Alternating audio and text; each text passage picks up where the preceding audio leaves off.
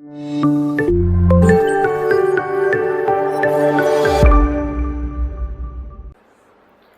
दोस्तों, मैं आज आपके साथ अपनी ज़िंदगी की 3 असली कहानियाँ बताने जा रहा हूँ। उम्मीद करता हूँ कि उन कहानियों से आप अपनी ज़िंदगी के लिए कुछ सबक लेंगे। तो मेरी पहली कहानी है कि मैं जामिया नगर में रहता हूँ। जामिया नगर में ही एक फ़ेमस रेस्टोरेंट है, मैं उसका नाम नहीं लूँगा और उसके मालिक का नाम भी नहीं लूँगा। तो उसके मालिक ने क्या करा कि एक रास्ते पर भिखारी अच्छा जवान हट्टा-कट्टा था जो भीख मांग रहा था। तो उसके मालिक ने उस भीख मांगने वाले लड़के को कहा कि तुम तंदुरुस्त हो, चलते फिरते, फिर भीख मांगने का क्यों काम करते? तो उसने अपने तमाम कुछ बताए कि मैं ये नहीं कर सकता, ये मजबूरी थी, कोविड, ये वो। तो उन्होंने कहा एक काम करो, तुम मेरे पास आ जाओ, मेरा रेस्टोरेंट है, मैं तुमको वहाँ पर काम दे देता हूँ। उन्होंने उसे रखा। वो लड़का 2-3 दिन तक आया। तीसरे दिन वो लड़का बोला कि मैं आपको मुझे 500 रुपये चाहिए। तो उन्होंने बोला अभी काम करते हुए तो मैं 2 दिन भी नहीं हुआ और तुमने पैसे मांगने शुरू कर दिए। तो वो अपनी मजबूरियाँ गिनाने लगा। तो खैर उन्होंने उसे 500 रुपये की जगह 1000 रुपये दे दिए कि ये लो 1000 रुपये, तुम्हें अगर कोई मजबूरी है तो। हुआ ये कि 500 और 1000 रुपये वो लिया। उसके बाद वो 2-3 दिन तक गायब। फिर उस रेस्टोरेंट के मालिक एक दिन फिर कहीं से गुजर रहे थे तो उन्होंने देखा कि एक मस्जिद के बाहर वही लड़का भीख मांग रहा था। तो उन्होंने उसे पकड़ा और कहा कि तुमको मैंने रेस्टोरेंट पे रखा था, तुम वहाँ पर क्यों नहीं आए? तो वो इधर उधर की दाएं बाएं की बातें करने लगे। तो उन्होंने कहा कि तुम रेस्टोरेंट में आओ, इस उम्मीद के साथ कि वो नहीं आएगा। एक दूसरी कहानी बताता हूँ। एक दिल्ली से ही सटा इलाका है, वहाँ पर बहुत सारे गरीब गुरबा कैंप की शक्ल में अपनी झुग्गी झोपड़ियाँ बनाकर रहते हैं। तो मैं कई बार उन लोगों के पास राशन और उनके लिए कपड़े वगैरह तकसीम करने गया। तो उन्हीं में से एक तकरीबन 20-22 साल का लड़का रहा होगा।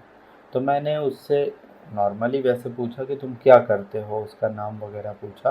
तो उसने कहा कि लेबर मजदूरी करता हूँ। तो मैंने कहा तुम तो एकदम जवान लड़के हो, माना कि तुम कोई और नहीं काम कर सकते, कम से कम मैकेनिक का, वेल्डिंग का, कुछ इस टाइप का काम कर लो जिससे तुम छोटी मोटी दुकान बना सको। तो उसने जो जवाब दिया था वो जवाब सुन के मैंने अपना माथा पकड़ लिया था।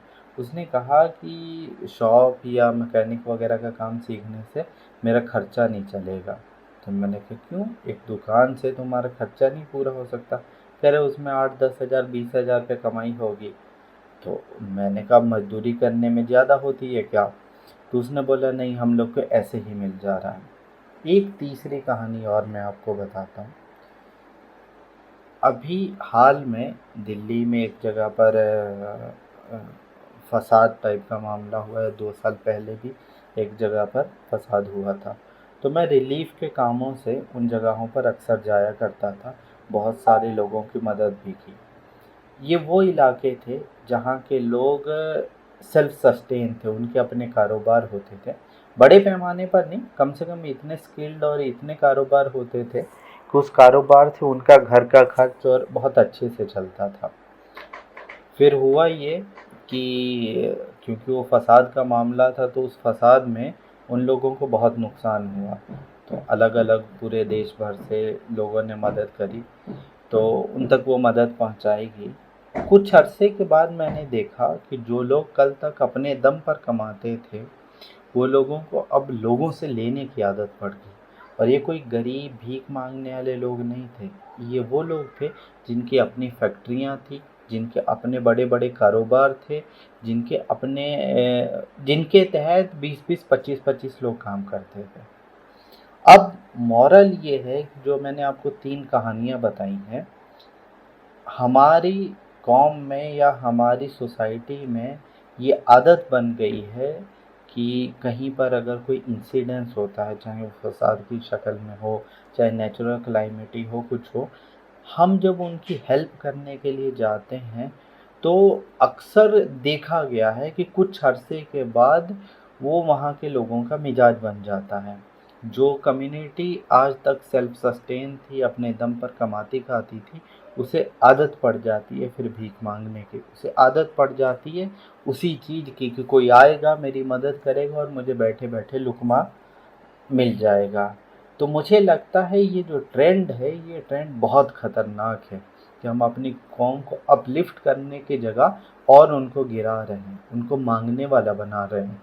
जो कौम कल तक लोगों को देने वाली थी उस कौम को आज हम लोगों ने मांगने वाला बना दिया। तो मुझे लगता है कहीं ना कहीं ये सब मामलों में जिस काम को हम लोग नेकी का जरिया समझ के काम करते हैं शायद वही हमारे लिए आखिरत के दिन पकड़ की वजह भी बन सकता है। बाकी क्योंकि मैं भी इंसान हूँ आप भी इंसान हैं, असल चीज़ें तो अल्लाह ही जानता है बेहतर। तो मुझे लगता है कि हमें लोगों को अगर कोई मुसीबत में है उसके लिए फ़िशिंग किट का इंतज़ाम करना चाहिए, ना कि उसे मछली उसके मुंह में लुकमे की शक्ल में देनी चाहिए, ताकि अगर कोई किसी मुसीबत में भी है तो हम उसे निकाल के दोबारा उसके पैरों पर खड़ा कर सके, ना कि उसे भीख मांगने वाला बना सके। धन्यवाद।